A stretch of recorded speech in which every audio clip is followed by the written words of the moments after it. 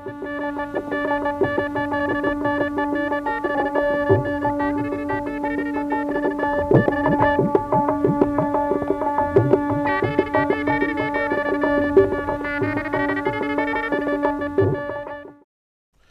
हिंद।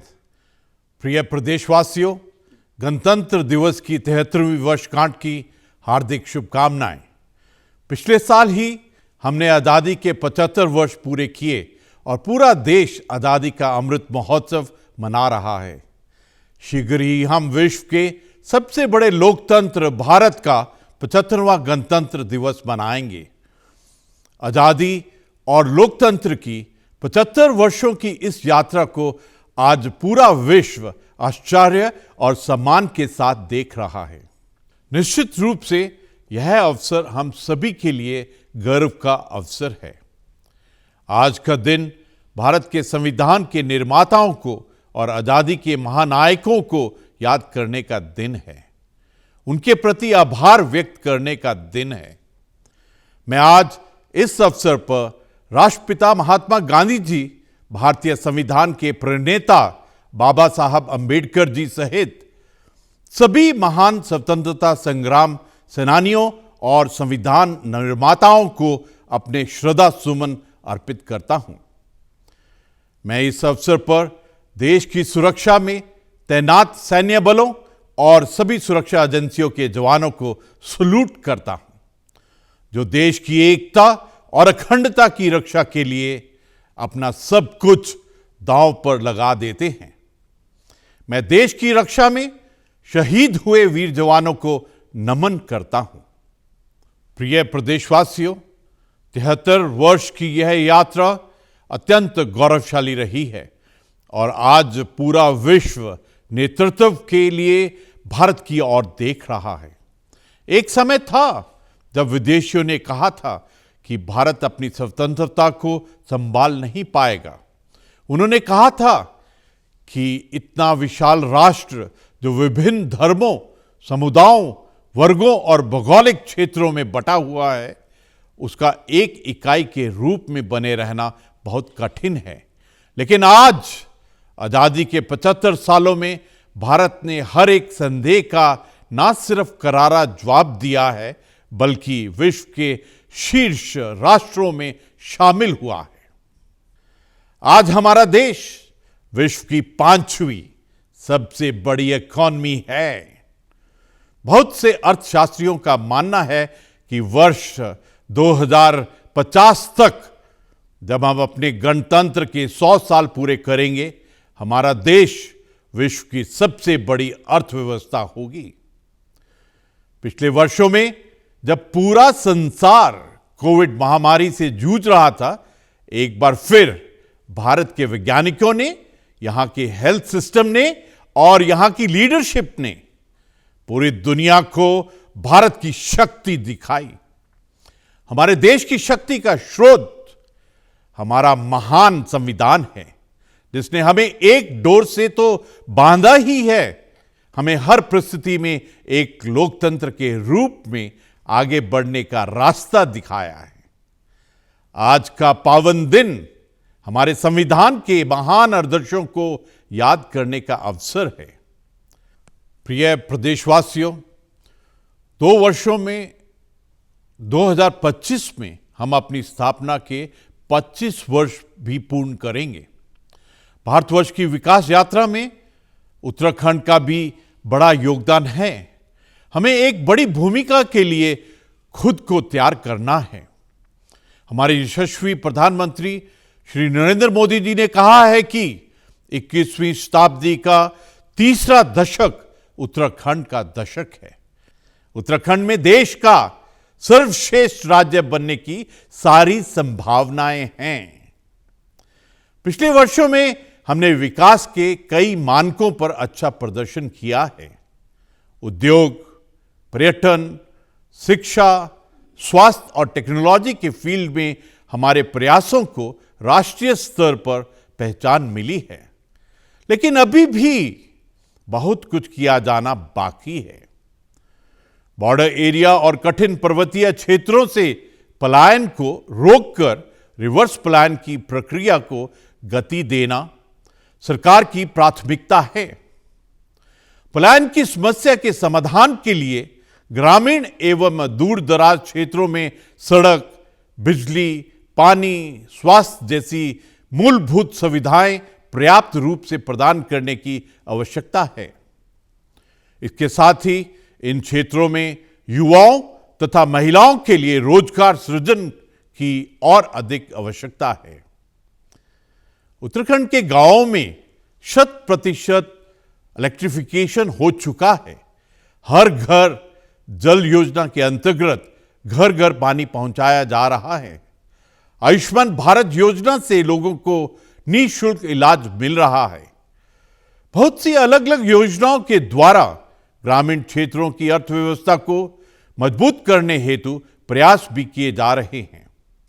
महिलाएं इस प्रदेश की विकास की केंद्र बिंदु हैं। महिलाओं को शिक्षा एवं रोजगार के पर्याप्त अवसर उपलब्ध कराकर प्रदेश के विकास को बढ़ावा दिया जा रहा है। इस दिशा में महिला स्वयं सहायता समूहों की प्रमुख भूमिका है। मैंने प्रदेश के विभिन्न क्षेत्रों में भ्रमण के दौरान यह देखा कि यहां महिलाएं स्वयं सहायता समूहों के माध्यम से अच्छा कार्य कर रही हैं। प्रधानमंत्री जी ने भी उत्तराखंड के महिला समूहों द्वारा बनाए जा रहे उत्पादों की सराहना की है। इन समूहों को आवश्यक ट्रेनिंग और सहायता प्रदान कर इन्हें और अधिक सशक्त बनाने की कोशिश की जा रही है। आकर्षक पैकेजिंग और प्रोफेशनल मार्केटिंग में ट्रेनिंग पाकर यहां के स्थानीय उत्पाद अच्छे ब्रांड को टक्कर दे सकते हैं।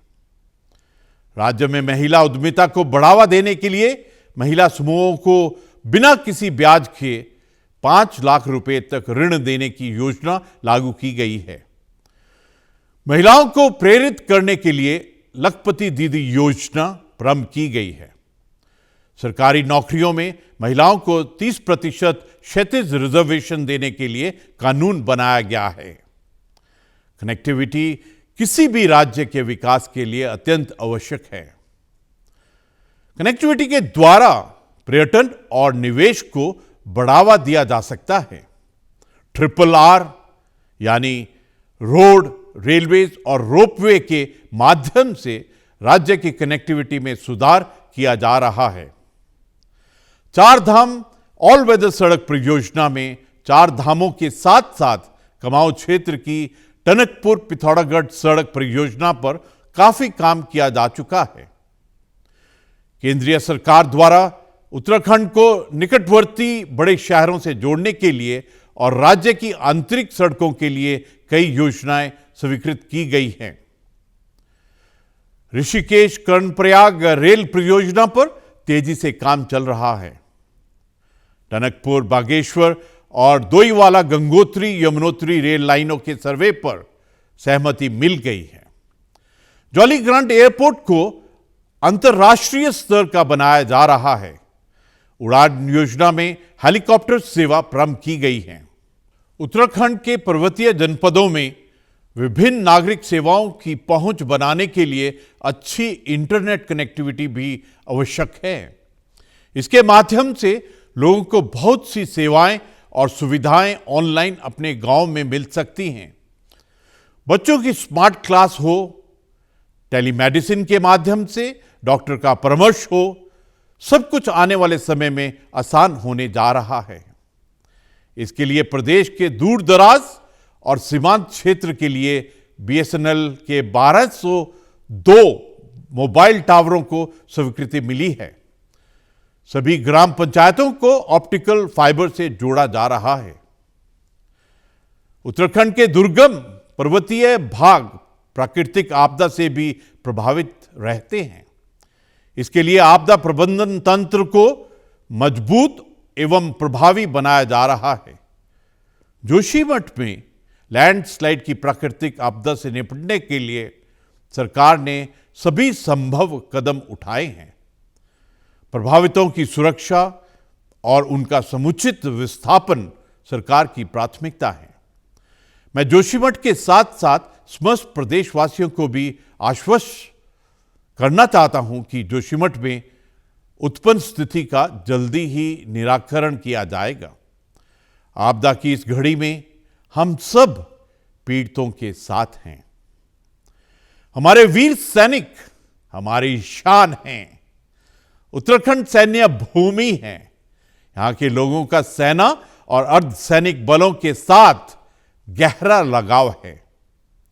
देहरादून में भव्य सैन्य धाम की स्थापना की जा रही है।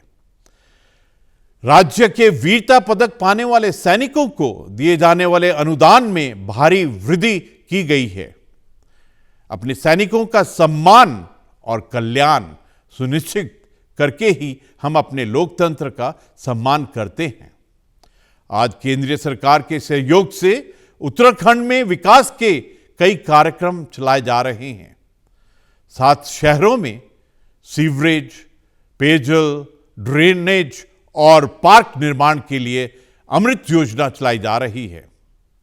प्रधानमंत्री आवास योजना में लगभग 55,000 गरीबों को आवास देने का लक्ष्य रखा गया है। उत्तराखंड में अनेक केंद्रीय संस्थानों का आगमन हुआ है। उधम सिंह नगर में एम्स का satellite centre, drone application centre, plastic engineering institute, coast guard भर्ती सेंटर जैसी संस्थाएं उत्तराखंड में आई हैं। इनका लाभ यहां की जनता को, विशेष रूप से यहां के युवाओं और महिलाओं को अवश्य मिलेगा। जैविक कृषि और बागवानी उत्तराखंड के विकास की धुरी है। उत्तराखंड के हिमालयी क्षेत्रों के जैविक उत्पादों, यहां के शहद, यहां के घी, यहां की बेमौसमी सब्जियों की बाहर बहुत डिमांड है। इनके उत्पादन को और अधिक व्यवस्थित और प्रशिक्षित तरीके से बढ़ावा देकर हमारे ग्रामीण क्षेत्रों में आर्थिक समृद्धि लाई जा सकती है। सरकार द्वारा इस दिशा में कई ठोस कदम उठाए गए हैं। प्रदेश में जैविक उत्पादों के लिए लगभग 5,000 क्लस्टर संचालित किए जा रहे हैं। जैविक उत्पादों की बिक्री के लिए बाजार भी उपलब्ध कराया जा रहा है। राज्य की बेरीनाग चाय और मुनस्यारी राजमा को जीआई टैगिंग की पहचान मिली है। प्रधानमंत्री श्री नरेंद्र मोदी के नेतृत्व में देश के सांस्कृतिक पुनर्जागरण में उत्तराखंड अपनी प्रमुख भूमिका निभा रहा है। लाखों श्रद्धालुओं की आस्था के केंद्र श्री बद्रीनाथ, श्री केदारनाथ में रीडेवलपमेंट और रिकंस्ट्रक्शन के काम हो रहे हैं। कुमाऊं के पौराणिक मंदिरों को भव्य बनाने के लिए मानसखंड मंदिर माला मिशन प्रारंभ किया गया है। इस वर्ष 45 लाख से अधिक श्रद्धालुओं ने 4 धाम के दर्शन किए। करोड़ों कांवड़ यात्री हरिद्वार और अन्य भागों में सफल यात्रा करके वापस गए। यात्रा की सफल व्यवस्था के लिए हमारे पुलिस प्रशासन के साथ साथ राज्य की जनता की महत्वपूर्ण भूमिका रही है। इसलिए मैं आपको धन्यवाद देता हूं। धार्मिक और पर्यटक स्थलों पर बेहतर यात्री सुविधाओं को ध्यान में रखते हुए पर्वतमाला रोपवे मिशन प्रारंभ किया गया है। स्वयं प्रधानमंत्री जी ने श्री केदारनाथ और हेमकुंड साहिब के लिए रोपवे की आधारशिला रखी है। ग्रामीण पर्यटन को बढ़ावा देने के लिए होम स्टे योजना अत्यंत लाभकारी सिद्ध हो रही है। प्रिय प्रदेशवासियों, राज्य के समग्र विकास के लिए भ्रष्टाचार मुक्त ऐप 1064 और सीएम हेल्पलाइन 1905 प्रभावी कार्य कर रहे हैं।